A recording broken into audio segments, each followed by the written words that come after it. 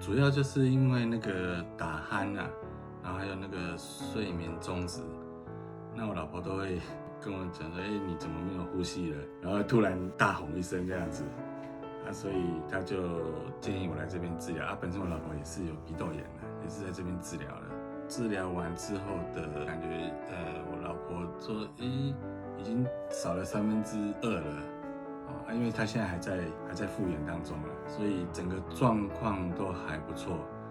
那白天以前是越睡越累，那现在感觉起来就是白天会比较有精神，睡眠是比较属于正常的状况下。在还没做之前，血压是都比较偏高，现在就是会比较属于正常值，比较好睡。对，整个人精神看起来不错这样子。